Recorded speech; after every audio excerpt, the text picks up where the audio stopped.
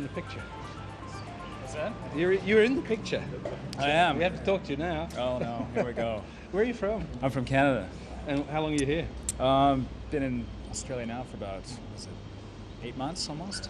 Yeah, based down in Sydney, so I'm just up far north Queensland for a little vacation. Checking out Cairns. Yeah, exactly. Are you working in Sydney? Yeah. Yeah. Working at a bar in the Hilton. At the bar. Yeah. So you came America's Cup Bar. You came to Australia to work at a bar. Yes, pretty From much. Canada. Yeah, exactly. Plan to stay?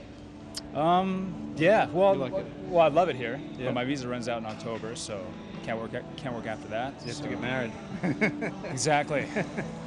Did you come here because of anybody or anything? No, I just heard that Australia's a great place to come. I have friends from back home. They've been here a couple times. They said, "Oh, you got to go." So, great country. So I figured come and check it out. You haven't developed a really fantastic story to tell them yet. No. Shipwrecked off the coast. Chased by a crocodile or something like that. Yeah. No, not yet. Not as of yet. But Is there anything in your life that would equate to that? Is there an event in your life that event in tell my people? life that I tell people? You know, a catastrophe or a stroke of luck? Well, probably the most scariest moment of my life. Probably back home when I was skiing. Do a lot of backcountry skiing back home, kind of mountaineering, that sort of things, and I got caught in a pretty big avalanche. So that's always a story. On your own? Sure. I was with one other guy. Yeah. Yeah. He didn't get caught, but I did. Thank God, because he dug me out. But yeah, it was very, very scary. Yeah. Do not want to experience that again. Yeah. Yeah. Did you think you might die? Oh yeah. Yeah. Yeah, that thought went through my mind. What happened exactly? Well, we were out of bounds, and we'd camped the night before, and we were trying to get to this peak, and we had to traverse across this huge bowl to get there. What was the weather? Oh, it was a beautiful day. Yeah. But the whole week before, it dumped about 3 feet of fresh snow, and we didn't want to both go across at once, so I went across first, and what happened? I heard this sharp cracking sound, big huge crack, almost like a gunshot, and I was like, oh Jesus, what was that? You know, so I'm looking around, don't see anything. Look up above me, and there's this huge 50-meter long crack that just opened up above me, just below the cornice. And I was like, oh shoot. And down it came. Yeah, all of a sudden I started to move a little more, and then all of a sudden everything, wherever I looked, everything was moving, and I was going down with it. So I was pointing my skis down the hill, tried to go as fast as I could, try to ride it out, but as I got to the end of it, I got kind of spun around and tumbled down beside it, and flowed down to the bottom, and I was buried about up to my neck. Yeah. But your head was sticking out. My head was sticking out. It's a good thing I wasn't the other way around. Yeah. Yeah. So you couldn't move. Oh, you couldn't move. But you could breathe. So I mean. See what happens when avalanche stops? Yeah. It starts to set like concrete. And what happens, even if you're buried up to here, It starts. settling and squeezing on the air out of you. Yeah. So Nice. after about 10 minutes, I was pretty much gasping. Yeah. And by that time, my buddy had come down and got a shovel out and dug me out. Yeah. And then you went home and had a straight drink. A couple. Yeah.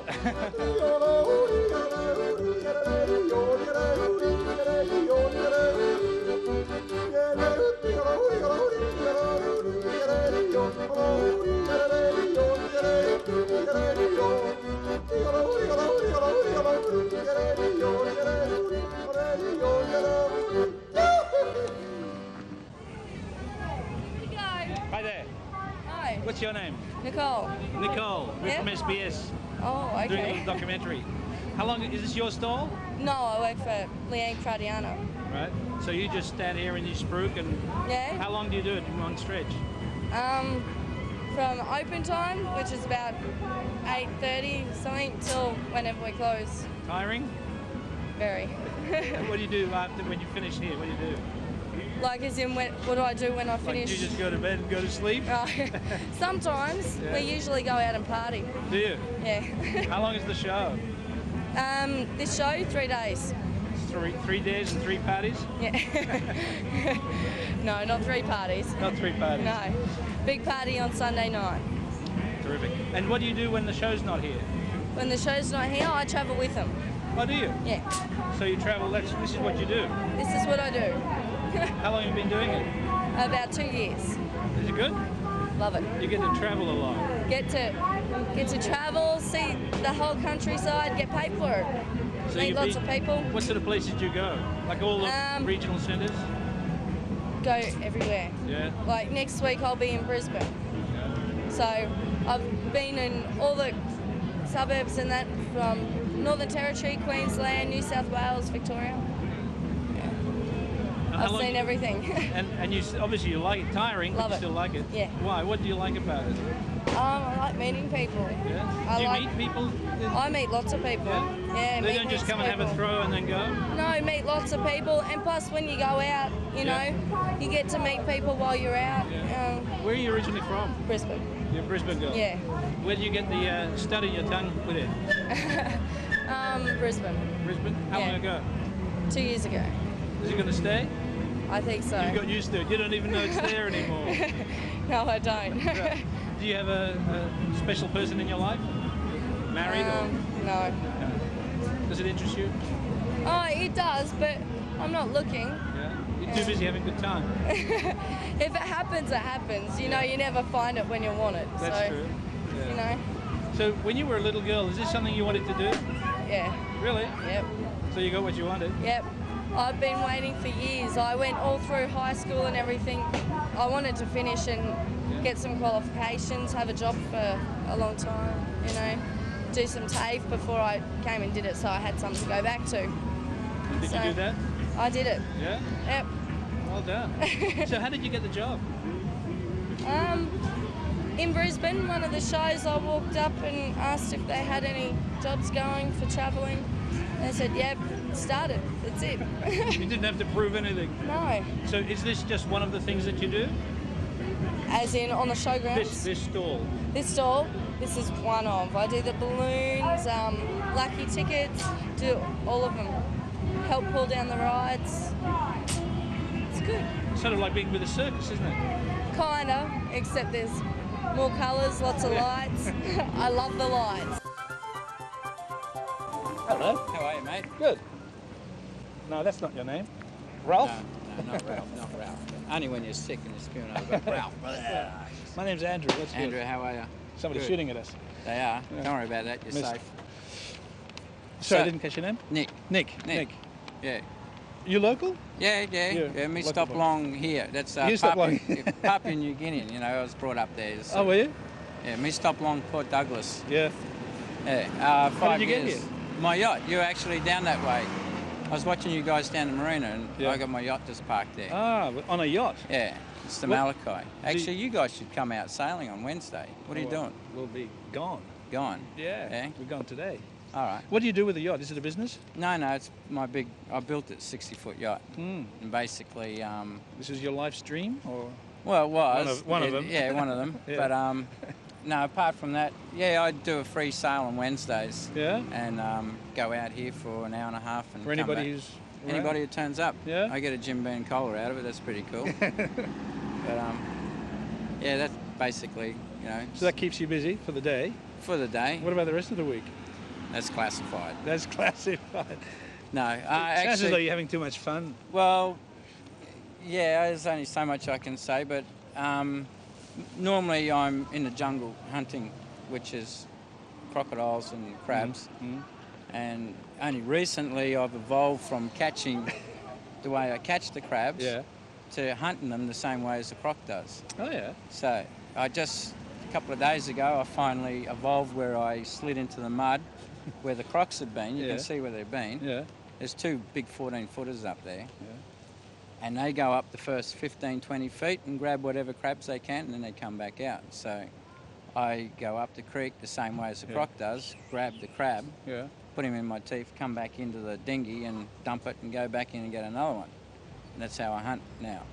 Fair income. Yeah, it's fair income. They can't be that big if you put them in your mouth. They're big mothers, dude. Yeah, they're big. So how'd you hold them in your mouth? Just a back flipper. All Yeah, right. just put it in your teeth and just get And up. they don't. Not if their hands are swinging down. You just got to keep watch out. They don't bite anything else. You know, Yes, you do. you don't want to lose. You know. No, whatever. anything. Yeah. But So apart from how that, many do you catch in a day? well, I don't like catching them in a pot, but I like grabbing them by my hands. So, usually we can get about 3 or 4 in a creek. Mm-hmm. So we do about 5 or 6 creeks, and you can Yeah. get about 8, 10 crabs, and then I just give them all away. You give them away? Yeah, I'm sick of eating crabs. I thought you sold them to the No, restaurants. you can't sell them. That's Oh, illegal. Is it? Yeah. Well, So it is. You do this basically as a Just as a hobby. As a hobby. As a muck around, filling in time. It's basically what I've been doing now, filling in time for 5 years. yeah. So Enjoying time- Yeah. Yeah. It's been here. It's been good. I've seen the president come. Mm-hmm. Clinton. Well, I've seen him come here. I haven't actually seen him come, but I've seen him, yeah. Yeah. And there's a lot of things happen in this Yeah. place. It's good. Why did you choose this place, or did it choose you? That's a long story because I put in 16 years of building a big yacht, and I was on my way around the world, and I got as far as here when the ex split. So I brought my kids up here, and basically I couldn't go any further. So I'm stuck in this country, Yeah. which is good. It's a good country to be stuck in. Yeah. But I'm stuck in this country to, I don't know, do what I do for port, and Yeah. I've made a lot of friends, basically the whole town. It's Yeah. pretty cool. Why'd you say you're stuck? Well, because the missus won't let me leave the country because she knows if I did, I'd just keep going, and, Yeah. and the whole world just opens up. Yeah. So, How can she stop you leaving there? well, she owns half the boat. So, unless I find a rich woman that sort of takes her spot, then I'm free. Up until then, I'm just filling in time. Yeah. How many children? 3. Here's one, and that's young Nick. Hi there. Yeah, that's young Nick. He's, So the he's boat only is- up. He's actually going back on Monday, Back to. back to his mother. Right. It's on the Gold Coast. Uh-huh. So, So how long ago did you split up? 5 years. Ah, I see. Yeah, That's the 5 years. that's the 5 years here. Mm. So, but you know, it's time to sort of start thinking about what I'm going to do. You reckon? Well, You can't keep doing this? I can, but there's only so often you can eat the same meal. I'm actually officially backstepping. I know it sounds funny, but I'd probably be the first person in the world to actually do it. That's to go back in time, mentally, physically, and spiritually, to a place where I once was in 1978. That I've never been back since. Mm-hmm. So I'm planning that trip. Oh, yeah. That's to an open mine in Cooper Pedy. So you're probably talking to one of the most strangest people that you would have ever bumped into, because I can tell you some things that you think, wow, that guy's full of bullshit, or he's, you know, Yeah. you can edit that bit out. Whoops, sorry, somebody. Yeah. No, Was that before young Nick? Oh, yeah. Well, before him, I fell off a mountain. I made him after I survived. So I fell off a cliff on the Gold Coast, 150 feet, which would have been the height of that big aerial thing way up there on the hill. That tower. And I survived that. Yeah. And then I made him. And then I started finished the boat and went from there. Did So, you break anything when you fell off? Just my 12th vertebra. That's all. Yeah, that's all. Oh, the I 12th. smashed- Not yeah, just the one. Yeah. crushed my 12th vertebra. Uh-huh. Smashed my teeth in, opened up my back and everything. But it's what happened that night that not many people would understand or really understand, once again. Mm-hmm. So, Give us a hint. Hey? Give us a hint. Well, I don't know if I was supposed to drop dead that night or not. And I had a friend that was with me who came down, stood beside me till about 8 o'clock at night. I was coughing up blood. I was bleeding all over. My head was open up. I was a mess. I was just a lump of mess. Like 150-foot fall, Yeah, you would be, yeah. yeah. What did you land on? rocks. And the bottom was like that. So I hit and then I rolled another 60 feet on top of that. And I came to at the tree. The doctor said it was my fainting when I fainted. Like, imagine letting go of the rope, looking up, and there's nothing you can do. See, I came down the cliff like this, came down and worked across the side. Then I untied myself off, and then I grabbed this root that was sort of there on the cliff, and it broke away, and I swung out with one arm like this, and it went bang, and I couldn't tie off, and I just looked up, and my hands got weak, and next thing I just dropped straight down. And the only ledge that I hit my chin. It bang, just put my bottom teeth into my top teeth, so I lost a few. Yeah. But apart from that, yeah, that night I was lying there and I had my German Shepherd dog at my feet, and every 20 minutes I was getting bitten by bull ants, and they were, I could feel them swimming in my wounds and pull them out. My fingers were numb, and I could hear my dog going, oh, like this. And so the dog was there, and that's my dog Steers, German Shepherd. I actually went back and refilmed all this, and So it was about, I reckon, about 2 o'clock in the morning where I'm pretty sure that was sort of it. And my friend had gone out into the jungle to try and get out to get help, but he ended up sleeping in the lantana like this, you know, because he didn't know if I was dead or not. So anyway, what happened, I know it sounds funny and you probably don't understand, but when I was there, I was looking up at the base of the mountain that went straight up like that. And I'm looking up and I'm looking at something at the top. And next thing, go hard, local radio man. This big pillar. The rock was all rock, and then the last bit of it was like a solid square pillar. Mm-hmm. You get what I mean? Mm-hmm. It was just hanging there. Mm-hmm. And I'm looking up and I just went, what the heck is happening here? And I'm watching something come down around it like this and came right down and it stood right over my dog. And I looked at it and looked at the lantana and this and the rocks and I looked back and it was gone. And I walked out at 8 o'clock in the morning and I had 3 helicopters, 30 police and 2 tracker dogs looking for me and I rescued myself. And you were able to walk? Yeah, I walked out and they put me on the x-ray and they couldn't believe that the only thing they found was a crushed vertebra. And the thing was, before I crushed the vertebra, I had a bad back.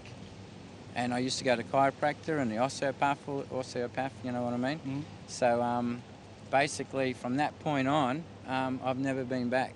And even though I got a crushed 12th vertebra, I've had to put up with a loss of teeth. What's that? What do you think that was that you saw? Oh, it was what I saw. Yeah. That was an angel, believe it or not. And that's what I'm saying. You either believe it or you don't. Yeah. And did it change my life? Well, it did change a lot of things. I know a lot of things, and I've seen a lot of things, and I understand a lot of things. That's what I'm saying. You probably picked on the most difficult person you could find, but it doesn't stop there. Do you have any reason to think that, was there a reason that you could figure out why that would happen to you? Well, I made him. Yeah. That was next, and then my boat, and basically I figured out, well, I'm not ready to go yet, and if I was going to drop dead, I should have dropped dead then. But basically, there's something else going to happen. Not that I'm going to drop dead in a spectacular way, but I know that something's going on, that I'm here still, and I haven't completed that project yet. Now, you wouldn't strike the average observer as a particularly religious sort of looking guy. Me? Yeah. But we don't know that. No. So is there anything that had changed in you in that regard? Yeah, I believe in the Lord Jesus, basically. Did you before? Yeah, a little bit. Yeah. But even more, but it always up and down change, you know, you can always, in this world where we are, you know, hanging around, there's a lot of things that can happen. Sure are. So, but now there's a whole lot of different things, as I said, going back to Cooper Pedy of what I'm thinking of doing. Yes, that's what I was going to say. I'm going back to a place, right, see, I know this sounds really funny. You interested? Yeah, right. All right. Well, in 1978, I did something with my dad that meant that no matter where you went, anywhere, right, on the Cooper Pedy fields, it's what you call noodling, finding opals. Well, I used to go up to a pile of rubble that could be 10,000 rubbles and go to that one because I knew to go that one. And I'd walk around it and I'd go up so far and I'd dig in 1 foot, 1 foot 1 inch, 1 foot 2 inch, and bingo, there it is, and out would come the opal.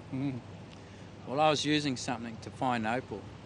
And from that point, between me and my dad, we both went into separate rooms because I was making $350 a day of opal selling at the Chinese in 1978. So work it out, it's good dollars, isn't it? Yes. It's more than what you're getting now.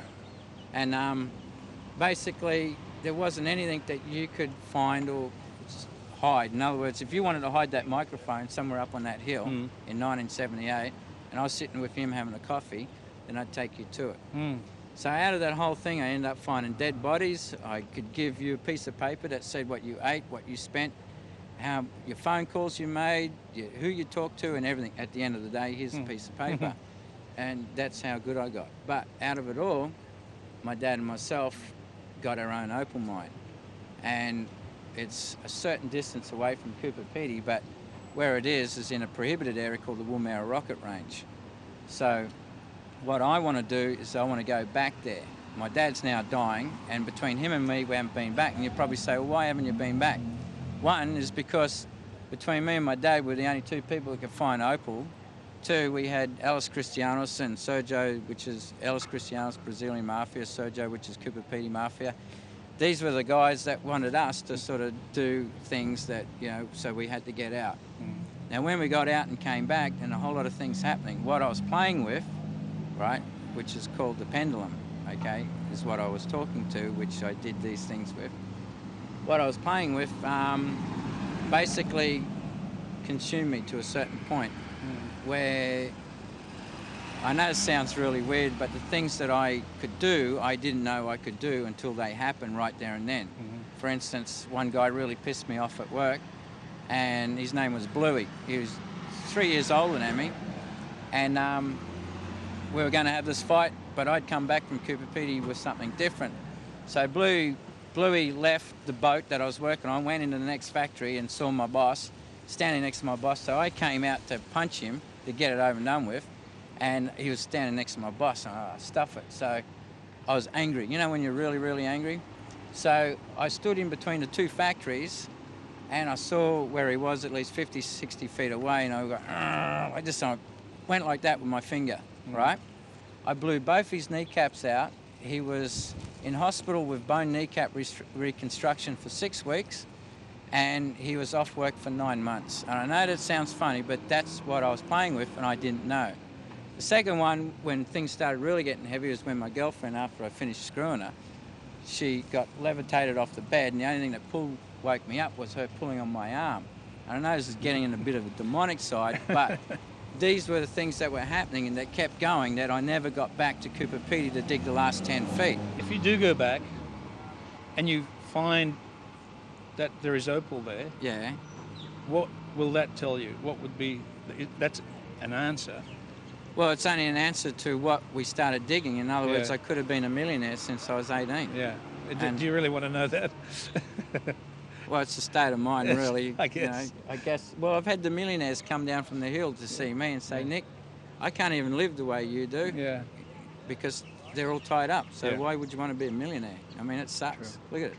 They go through wives like you wouldn't believe. Yeah. The kids are on drugs and shooting up, Yeah. and that's it.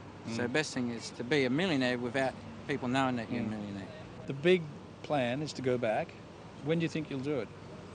Well, right now I got a green card waiting for me in America in Malibu. I got offered a job up yesterday for a fleet of boats up top of Madang, because that's where I'm from, New Guinea. And I've got my opal mine to go back to answer the question. And my boat's on the market at the moment because I can't shake my wife off. So it's the kid's home, it's my home. So if it has to go, it has to go. But I've hung on to it as long as I can. You know what I mean? So how many kids did you raise? 3. You raised all 3 of them? Yeah, on the boat. But now they're living... Well, now that Mum's decided to settle down a bit, he's gone. He's now surfing down Snapper Rocks. Right. He's a young Billabong sponsored surfer up here. He's only up here for a couple of weeks. And the other two? She's in the Maldives on a yacht surfing. Can you believe that? Yeah. So you know what they say, they want their cake and eat it as well. I guess she got it. But What about the other 2 kids? Jai, he's down there at the moment because he's got to do a Rocker Stedford thing, and Brooke, she's up here because she's with you? daddy's girl. Yeah. She's 16. He's 12. Jai's 14. How was it bringing them up? I've learnt how to be a woman. I'll put it this way: when I go shopping, I walk down the aisle. I get my daughters, the tampons and things, face cleaners and all that. So I guess I have to. You can find a female instinct in you when you need it to be not a female but a mum. Yeah. You've been a good mum. Yeah, it's a good mum. And a good dad too. Yeah. You reckon? Well, yeah. Well, I'm a pretty good dad. No, I'm pretty good. Out of 10, Nick, what does he get? Come on, I'm your dad, mate. Think a 9. 9?